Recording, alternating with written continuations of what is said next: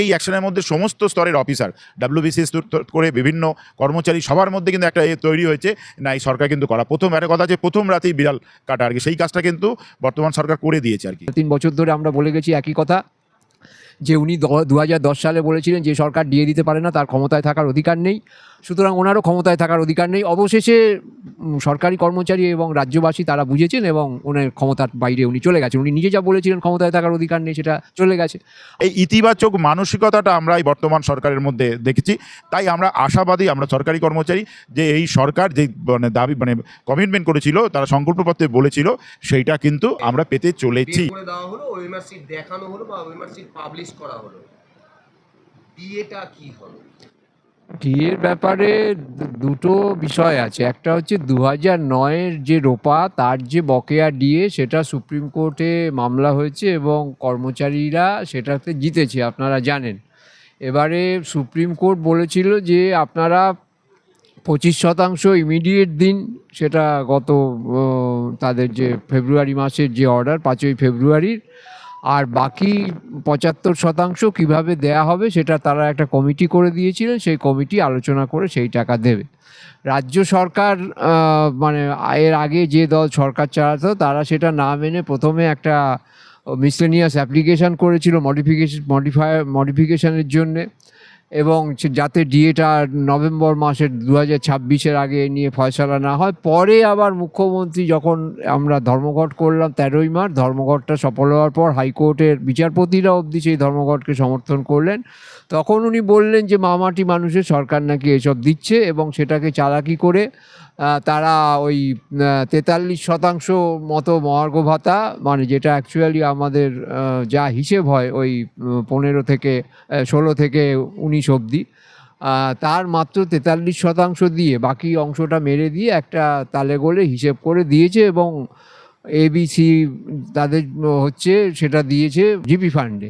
তারও কোনো হিসেব 28 সালের আগে পাওয়া যাবে না। এই যে বঞ্চনা 2009-এর ক্ষেত্রে হলো, আর 2019-এর রোপায়ের ক্ষেত্রে তো ডিএর ব্যাপারটাই নেই, সেখানে উনি খুশি মতো দেন, আমাদের কুকুর বেড়াল এসব বলেছে, চোর ডাকাত ডাকাতের সর্দার। 3.5 বছর ধরে আমরা বলে গেছি একই কথা, যে উনি 2010 সালে বলেছিলেন যে সরকার দিয়ে দিতে পারে না, তার ক্ষমতায় থাকার অধিকার নেই, সুতরাং ওনারও ক্ষমতায় থাকার অধিকার নেই। অবশেষে সরকারি কর্মচারী এবং রাজ্যবাসী তারা বুঝেছেন এবং ওনার ক্ষমতার বাইরে উনি চলে গেছেন। উনি নিজে যা বলেছিলেন ক্ষমতায় থাকার অধিকার নেই, সেটা চলে গেছে। আমরা আশা করব যে রাজনৈতিক দল বর্তমানে ক্ষমতায় এসছে এবং প্রধানমন্ত্রী সেই দলের, তিনি এবং তার স্বরাষ্ট্রমন্ত্রী যে কথা বলে গেছেন যে এআইসিপিআই অনুযায়ী মহার্ঘ ভাতা চালু হবে এবং 7ম বেতন কমিশন, যেটা হচ্ছে কেন্দ্রের 8ম বেতন কমিশনের অনুসারী, সেই কেন্দ্রের 8ম বেতন কমিশনে যা হবে সেইটাই 7ম বেতন কমিশন এআইসিপিআই অনুযায়ী সেই মহার্ঘ ভাতা আমাদের দিয়ে সেটাকে দেয়া হবে। 45 দিন তারা সময় চেয়েছেন, অবশ্যই আমরা সেটা 45 দিন অপেক্ষা করতে রাজি আছি, কিন্তু যদি এটা নিয়ে অন্তত যে এখন আমাদের যে প্রায় 42% মহার্ঘ ভাতা বকেয়া রয়েছে, সেটা ইমিডিয়েটলি আমরা চাইছি যে রাজ্যের যিনি মুখ্যমন্ত্রী হয়েছেন তিনিও বারবার বলেছিলেন যে ক্যাবিনেটের বৈঠকে প্রথম সিদ্ধান্তই হবে এআইসিপিআই অনুযায়ী ডিএ যেভাবে দিল্লির বঙ্গভবনে এই রাজ্যের কর্মরত কর্মচারীদের আছে বা চেন্নাইয়ের ইউথ হোস্টেলে আছে, সেই একইভাবে এআইসিপিআই অনুযায়ী মহার্ঘ ভাতার পার্মানেন্ট অর্ডার, এইটা হলেই কিন্তু কর্মচারীরা, শিক্ষকরা তারা একমাত্র সন্তুষ্ট হবে। আমরা আশা করব যে এই প্রথম ক্যাবিনেট মিটিংয়ে এই নিয়ে মন্ত্রিসভা সিদ্ধান্ত নেবেন, যে প্রতিশ্রুতি উনি মুখ্যমন্ত্রী হওয়ার আগে যে প্রতিশ্রুতি দিয়েছিলেন। কি মনে করেন যে শুভেন্দু অধিকারী এখন বিজেপির মুখ্যমন্ত্রী হওয়ার পরে সেই জিনিস পালন করবেন? না, এখন অবধি উনি যা যা বলেছেন সেগুলো উনি আন্তরিকভাবে করবার চেষ্টা করেছেন এবং উনি বলেছেন যে আমি নয় আমরা, এটা শপথের সময় উনি বলেছেন যে আমি নয় আমরা সরকার চালাবো, এবং একজন অবসরপ্রাপ্ত আইএএস অফিসার সুব্রত গুপ্ত, খুবই দক্ষ অফিসার, তিনি ওনার পরামর্শদাতা হিসেবে নিযুক্ত হয়েছে। আগে যারা পরামর্শদাতা ছিলেন আগের সরকারের, তারা প্রত্যেকেই হচ্ছে বিভিন্নভাবে তহবিল তছরূপ করেছে। হরিকৃষ্ণ দ্বিবেদী, তিনি হাউস রেন্ট নিতেন, বাড়ি ভাড়া নিতেন সরকারি কোয়ার্টারে থাকার জন্য। এটা শুভেন্দু অধিকারী এই তথ্য প্রকাশ্যে এনেছিলেন। এবং সেই ব্যাপারটা বর্তমানে যিনি উপদেষ্টা হয়েছেন তার নামে এই সমস্ত কোনো কলঙ্ক নেই। তিনি পশ্চিমবঙ্গের উন্নয়নই চেয়েছিলেন এবং আশা করব তার পরামর্শে এবং শুভেন্দু অধিকারী মাননীয় মুখ্যমন্ত্রী তিনি যেভাবে প্রতিশ্রুতি দিয়েছেন সেগুলোই পালিত হবে। দিয়ে যে আটকে রেখেছিল, দিয়ে যে দিচ্ছিল না, এর জন্যে দায়ী হচ্ছে মুখ্যমন্ত্রী এবং তার যারা ক্যাবিনেটে আছে, তারা ডিএর ব্যাপারটা কি এটাই জানতো না, যে বা বুঝতো না। এটা মনে করতো যে এটা বোধহয় মাইনে বাড়ে। মহার্ঘ ভাতাটা যে আসলে আমাদের বেতনের অবক্ষয়, মানে 1/1/2016-তে আমার যখন বেতন নির্ধারিত হয়েছিল, সর্ষের তেলে কিলো ছিল 100 টাকা, এখন সেটা হয়েছে 200 টাকা। তাহলে আমার তখন যে 100 টাকা বেতন ছিল, এখন সেটা তো 200 টাকা বা এআইসিপিআই অনুযায়ী 152 টাকা হওয়া উচিত। এই বিষয়টাই উনি বোঝেননি এবং ওনার যে উপদেষ্টা অভিরূপ সরকার বলে, উনি হচ্ছে আইএসআইয়ের কর্মচারী হিসেবে কেন্দ্রীয় হারে এআইসিপিআই অনুযায়ী ডিএ নিতেন, কিন্তু উনি একটি নামকরা দৈনিকে প্রথম এডিটোরিয়াল লিখে এই সরকার আসবার পরে আজকে গর্তে লুকিয়েছে, ভালো মানুষই করছে।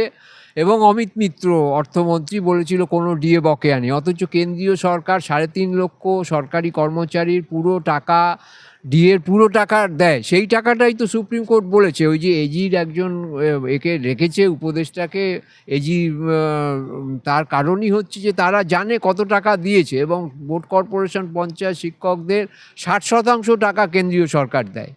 তো সেই টাকাগুলোর কোনো হিসেব তো নেই, সেই টাকাগুলো নানাভাবে হাওয়া হয়ে গেছে, এই দেশেও নেই, সেগুলো বিদেশে চলে গেছে। সেই টাকার হিসেব আশা করি এই সরকার খুঁজে বের করবে এবং আমাদের সেই চাহিদা মেটাবে। রাষ্ট্রমন্ত্রী থেকে আরম্ভ করে প্রধানমন্ত্রী বলেছে বদল হবে, সঙ্গে কিন্তু অবশ্যই ভারতবর্ষের সংবিধানে যে হিসেব নেওয়ার ব্যাপারগুলো বলা আছে, এজির মতো সংস্থা আছে, অডিটর জেনারেল, তারা যদি এই হিসেবগুলো করে, সত্যিকারের করে, তাহলে সরকারি এক্সচেকারেই এই চুরির টাকাটা জমা পড়বে, যা দিয়ে জনগণের উন্নয়ন সম্ভব। এর জন্যে বাইরে থেকে ঋণও করতে হবে না, আর ওই ভিক্ষাও দিতে হবে না। যাদের দরকার সত্যি তাদের টাকা দিক সরকার, কিন্তু একজন WBCS অফিসারের স্ত্রী যখন ওই লক্ষ্মীর ভাণ্ডার পায়, কোন লজ্জায় তিনি সেই টাকা নিতেন জানি না। অবিলম্বে এগুলো বন্ধ হওয়া উচিত। আমরা বলছি যাদের প্রকৃত প্রয়োজন তাদের দিন, বেকার ছেলেরা যতদিন না দাঁড়াচ্ছে সরকার সাহায্য দিক, পৃথিবীর বিভিন্ন দেশে এটা আছে, কিন্তু তাদের কাজের ব্যবস্থা করুন। তাদের আগের সরকার যেভাবে রাজ্যের মানুষকে চোর, ভিখিরি এবং মাতালে পরিণত করেছিল, আপনারা তার থেকে আশা করব পশ্চিমবঙ্গবাসীকে মুক্তি দেবেন। এই জন্যই কিন্তু পশ্চিমবঙ্গবাসী আপনাদের নির্বাচনে জিতিয়ে এনেছে। আপনার কি বিশ্বাস আছে যে বিজেপি সরকার? হ্যাঁ, অবশ্যই সরকারের যে ক্ষমতা আছে বা নির্বাচন কমিশন আমরা দেখলাম যে সেটাও একটা স্বশাসিত সংস্থা হলেও তারা যে কি করতে পারে, তারা যে কি সঠিক পদক্ষেপ নিতে পারে, ওই জাহাঙ্গীরের মতো লোকেদের তারা ধরতে পারে। রাজ্যের মুখ্যমন্ত্রী যিনি ছিলেন তিনি বিধানসভায় দাঁড়িয়ে বলছেন যে আরেক দুষ্কৃতী শাহজাহানের পেছনে লেগেছে। এই যে পশ্চিমবঙ্গের মান মর্যাদা উনি নামিয়ে এনেছিলেন, যে বিধানসভায় বসে মুখ্যমন্ত্রী বলছে শাহজাহানের পেছনে লেগেছে। তারা এই নির্বাচন কমিশন, তারা স্বশাসিত সংস্থা কিন্তু সাংবিধানিক সংস্থা। তারা সংবিধানকে যেভাবে সঠিকভাবে পালন করেছেন এবং তার দায়িত্বে যিনি ছিলেন এই রাজ্যের প্রাক্তন IAS অফিসার সুব্রত গুপ্ত, তিনি যখন ওই দায়িত্বটা, সাংবিধানিক দায়িত্ব পালন করেছেন, নিশ্চয়ই তিনি বর্তমান সরকারের উপদেষ্টা হিসেবে আবার সেই সাংবিধানিক দায়িত্ব পালন করবেন এবং সরকারকে সঠিক পথে চালনা করবেন, মুখ্যমন্ত্রীকে সঠিক পথে সঠিক পরামর্শ দেবেন, এটাই আমরা মনে করছি। মুখ্যমন্ত্রী, ওনার সাগরেদরা বা ওনার যারা দলে ছিলেন, ক্যাবিনেট মন্ত্রী থেকে শুরু করে সবাই, এটা তখন কিন্তু ওনারা ব্যঙ্গ করেছেন। এই ব্যঙ্গটাই সরকারি কর্মচারী, শিক্ষকরা ওনার সঙ্গে করেছেন ভোটে। যদি আপনি পোস্টাল ব্যালট দেখেন যে 80%-এর ওপর ভোট কিন্তু ওনার এগেনস্টে দিয়েছে, তার উত্তরটা আমরা ভোটের মাধ্যমে, উনি ওনার ভাষা খারাপ করেছেন, বিভিন্নভাবে আমাদের সারমেয় বলেছেন। আমরা ওনার মতো, আমরা শিক্ষিত মানুষ, আমরা আমাদের যোগ্যতায় চাকরি পেয়েছি, ভোট লুট করে যেমন কেউ পায়, ভোট লুট করে আমরা যোগ্যতায় চাকরি পেয়েছি। আমরা আমাদের ভোটাধিকার যে আজ তার অধিকারের মাধ্যমে কিন্তু ওনাকে ক্ষমতাকে নামিয়ে দিয়েছি। সংগ্রামী যৌথ মঞ্চ 3.5 বছর ধরে যেই রাস্তায় বসে আছে, এই জনমত গঠন হয়েছে যে উনি কর্মচারী, অস্থায়ী কর্মচারী, শিক্ষক, শিক্ষাকর্মীদের বিরোধী, বেকার ছেলেদের, যুবকদের বিরোধী, চাকরি উনি দিচ্ছিলেন না, যোগ্য চাকরি প্রার্থীদের উনি বাদ দিয়েছেন, ঘুষ করেছেন। এই জনমত কিন্তু আমরা জনমানুষের মধ্যে গঠন করতে পেরেছি। এসএসসির এই 2016 প্যানেলের এসএসসির যে চাকরি প্রার্থী তারা রীতিমতো রাস্তায় বসেছে, তাদের ওএমআর সিট হাজারো, যদি সুপ্রিম কোর্ট থেকে বলার পরেও সেই ওএমআর সিট দেওয়া হয়নি। কি বলবেন? এইটা হচ্ছে মূল সরকারের সদ ইচ্ছা। বিগত সরকারের এই সদ ইচ্ছা ছিল না, আর বর্তমান সরকারের সদ ইচ্ছা, এই জন্যই কিন্তু প্রকাশ। আমি একটি উদাহরণ দিয়ে বলছি, অভয়ার আন্দোলন করতে গিয়ে সংগ্রামী যৌথ মঞ্চের আমরা বিভিন্ন ক্ষতিগ্রস্ত হয়েছি, সাসপেন্ড। আমি ব্যক্তিগতভাবে আমার 6 মাসের বেতন আটকে রাখা হয়েছিল। যেই এই সরকারটা চেঞ্জ হলো, আমার বেতন দেওয়ার পদ্ধতি শুরু হয়ে গেল।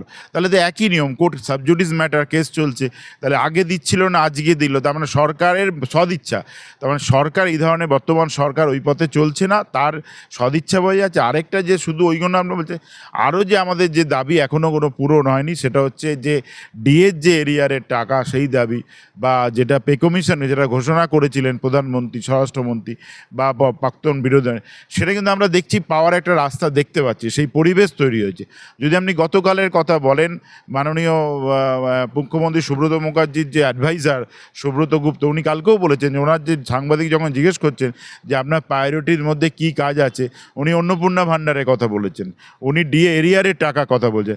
তাহলে চিফ মিনিস্টারকে যে অ্যাডভাইস দেবে তার নোটিশেই কিন্তু এটা আছে। এবং পরশুদিনও যখন মাননীয় মুখ্যমন্ত্রী হলেন, নির্বাচিত হলেন পরিষদ, সেখানেও কিন্তু উনি বলেছিলেন যে প্রাতিষ্ঠানিক দুর্নীতির সমস্ত বিচার হবে, এবং ডিএর কথা বলেছেন, পে কমিশনের কথা বলেছেন। উনি তার আগের দিনও এই কথা বলেছেন। এই কাউন্টিংয়ের পর কিন্তু ধারাবাহিকভাব থেকে যে শুভেন্দু অধিকারী মাননীয় মুখ্যমন্ত্রী বা ওনার উপদেষ্টা বা তাদের দল, যে তার সভাপতি শ্রমিক ভট্টাচার্য, সব লেভেল কিন্তু কথা বলছে যে আমরা এটা করব। এই ইতিবাচক মানসিকতাটা আমরা এই বর্তমান সরকারের মধ্যে দেখেছি। তাই আমরা আশাবাদী, আমরা সরকারি কর্মচারী, যে এই সরকার যেই দাবি কমিটমেন্ট করেছিল, তারা সংকল্পপত্রে বলেছিল, সেইটা কিন্তু আমরা পেতে চলেছি। তাই যতক্ষণ না পাচ্ছি, কিন্তু পাওয়ার পরিবেশ তৈরি হয়েছে। যখন এর আগে এক মুখ্যমন্ত্রী ঘেউ ঘেউয়ের কথা বলেছিল, আর এখন মুখ্যমন্ত্রী বলছে যে ডিএটা দিতে হবে, তাহলে এই পার্থক্যটা তো তৈরি হচ্ছে, এই পরিবেশটা তো তৈরি হয়েছে আর কি। এর জন্য আমরা বর্তমান সরকারকে, সংগ্রামী যৌথ মঞ্চ থেকে এই যে চিন্তা ভাবনা করেছেন, এর জন্য আমরা আন্তরিক ধন্যবাদ জানাই। এবং সংগ্রামী যৌথ মঞ্চের পক্ষ থেকে রাজ্য সরকারকে যে কোনো জনগণের কাজের ক্ষেত্রে আমরা কর্মচারী হিসেবে সমস্ত রকম সহযোগিতা করব।